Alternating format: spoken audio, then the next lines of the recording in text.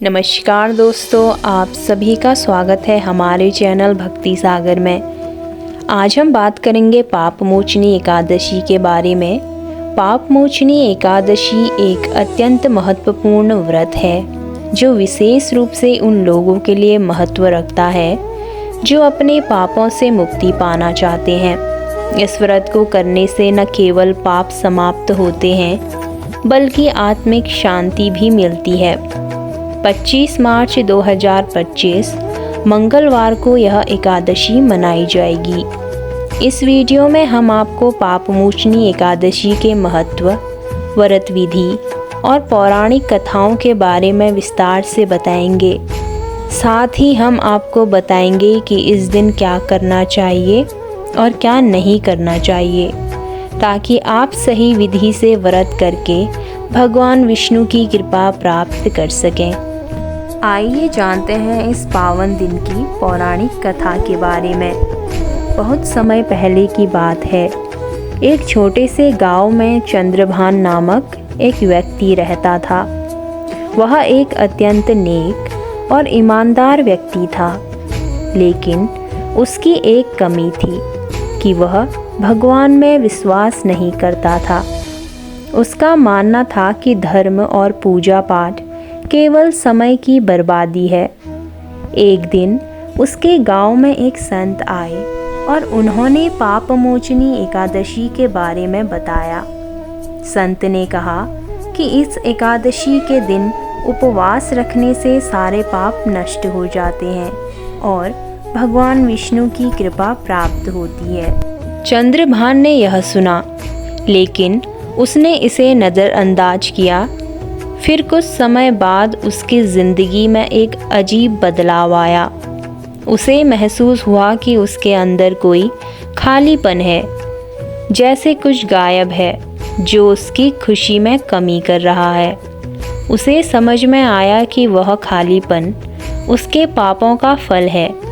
तभी उसने सोचा, क्या मैं एक बार इस पापमोचनी एकादशी का व्रत करके देखूं? उसने व्रत करने का निश्चय किया और एकादशी के दिन पूरी श्रद्धा से उपवास रखा। पूरे दिन भगवान विष्णु का नाम जपते हुए समय बिताया और रात को भजन कीर्तन किया।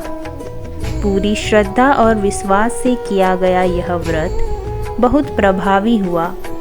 भगवान विष्णु ने उसे दर्शन दिए और कहा, तुमने पूरी श्रद्धा से यह व्रत किया है। अब तुम्हारे सभी पाप समाप्त हो चुके हैं। तुम्हारी आत्मा को शांति मिल चुकी है। इसके बाद चंद्रभान का जीवन पूरी तरह बदल गया। वह भगवान में विश्वास करने लगा और सभी कार्य धर्म के अनुसार करने लगा। उसके जीवन में सुख और समृद्धि का आगमन हुआ। उसका परिवार भी खुशहाल हो गया। आइए जानते हैं एक और पौराणिक कथा मचकुंद के बारे में। राजा मचकुंद का नाम शायद ही किसी ने सुना हो। वह बहुत बड़े और न्यायप्रिय राजा थे। उनके राज्य में सब लोग खुश थे, लेकिन राजा को हमेशा एक चिंता सताती थी। उनके जीवन में शांति क्यों नहीं थी? यह सवाल उन्हें हर समय परेशान करता था। राजा मचकुंद के पास सभी भौतिक सुख थे, लेकिन आत्मिक शांति नहीं थी। एक दिन एक साधु महात्मा उनके पास आए और उन्हें बताया कि भगवान विष्णु के भक्तों को पापमोचनी एकादशी का व्रत रखना चाहिए। इस व्रत से सभी पाप नष्ट हो जाते हैं और आत्मिक शांति मिलती है। राजा ने तुरंत व्रत रखने का संकल्प लिया। एकादशी के दिन वह पवित्र जल में स्नान करके पूरे दिन उपवासी रहे, भगवान विष्णु की पूजा की और रात में भजन कीर्तन किया। पूरी श्रद्धा से भगवान विष्णु का नाम जपते हुए उन्होंने दिन और रात बिताया।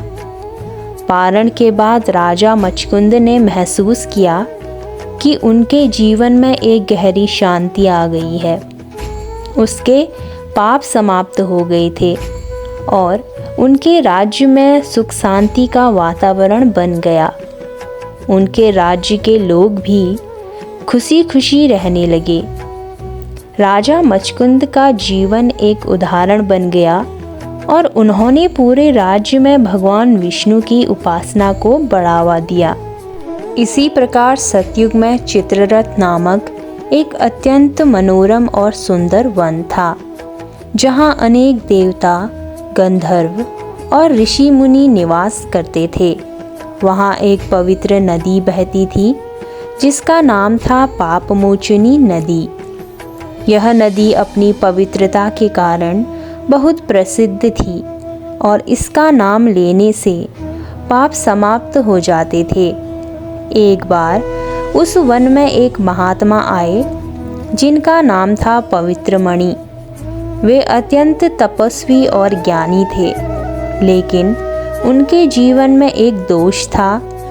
वे बहुत समय से उपवास कर रहे थे, परंतु उन्होंने कभी भी व्रत और पूजा विधि से जुड़ी छोटी छोटी बातें नहीं की थी, जैसे नदियों का स्नान, देवता की पूजा, तत्वों का ज्ञान।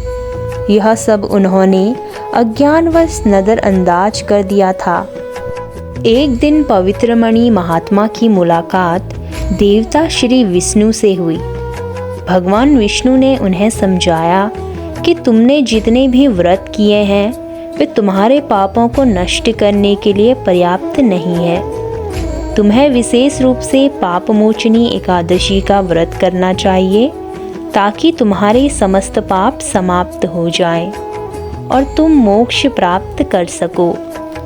भगवान विष्णु के शब्दों को सुनकर पवित्र मणि महात्मा ने पापमोचनी एकादशी का व्रत प्रारंभ किया। वे पूरी श्रद्धा और विश्वास के साथ इस व्रत को पालन करने लगे। इस दौरान उन्होंने पवित्र नदी में स्नान किया, भगवान विष्णु की पूजा की, उपवास किया और पूरे दिन भगवान का स्मरण करते रहे। इसके बाद भगवान विष्णु ने उनकी तपस्या से प्रसन्न होकर उन्हें दर्शन दिए और कहा, तुमने पापमोचनी एकादशी का व्रत विधि पूर्वक किया है, जिसके फलस्वरूप तुम्हारे सभी पाप समाप्त हो चुके हैं। अब तुम मोक्ष प्राप्त करोगे और तुम्हारी आत्मा पवित्र हो जाएगी। पवित्र मणि महात्मा ने भगवान के आशीर्वाद को प्राप्त किया और उन्हें सच्चे मार्ग पर चलने की प्रेरणा मिली। इसके बाद उनका जीवन पूरी तरह से बदल गया।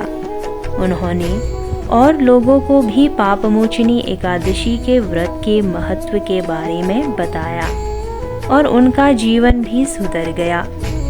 इस प्रकार पापमोचनी एकादशी का व्रत एक व्यक्ति के समस्त पाप को समाप्त करने और उसे मोक्ष प्राप्त करने का उत्तम उपाय है।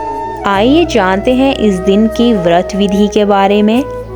पापमोचनी एकादशी के दिन सबसे पहले ब्रह्म मुहूर्त में स्नान करें और शुद्ध हो जाएं। स्नान के बाद शरीर और मन को पवित्र करने के लिए भगवान विष्णु का ध्यान करें। व्रत शुरू करने से पहले भगवान विष्णु का ध्यान करें और व्रत रखने का संकल्प लें। पूरे दिन बिना भोजन के रहकर भगवान विष्णु का स्मरण करें। भगवान विष्णु की पूजा करें और उन्हें ताजे फूल अर्पित करें। पूजा में दीपक जलाएं और अगर संभव हो तो विष्णु सहस्त्र नाम का पाठ करें। पापमोचनी एकादशी के दिन केवल फलाहार का सेवन करें। साबूदाना, फल, दूध आदि का सेवन करें। इस दिन केवल एक बार भोजन करें। इस दिन रात में भगवान विष्णु के भजन कीर्तन करें। अपने घर में या मंदिर में जाकर विष्णु के मंत्रों का जाप करें। एकादशी की रात जागरण करें और भगवान के भजनों में मन लगाकर समय बिताएं। हमें इस दिन किन विशेष बातों का ध्यान रखना चाहिए, आइए जानते हैं। इस दिन कोई भी अपवित्र कार्य न करें। किसी से झगड़ा या विवाद करने से बचें। किसी भी प्रकार के बुरे विचार अपने मन में न लाएं। मांसाहारी भोजन और नशे से दूर रहें। उपवासी रहते हुए अपनी श्रद्धा और ध्यान में कोई भी विघ्न न आने दें। आइए जानते हैं व्रत का पारण इसे कब करना चाहिए। पाप मोचनी एकादशी का पारण द्वादशी तिथि को किया जाता है। द्वादशी तिथि के दिन सुबह सूर्योदय के समय पारण करें। इस दिन पवित्र जल से स्नान करें और भगवान विष्णु का आशीर्वाद प्राप्त करें। तो दोस्तों, ये थी पाप मोचनी एकादशी व्रत की पूरी कथा, पूजा विधि और महत्व। इस एकादशी का व्रत हमारे जीवन में सुख शांति और समृद्धि लाने का एक श्रेष्ठ उपाय है।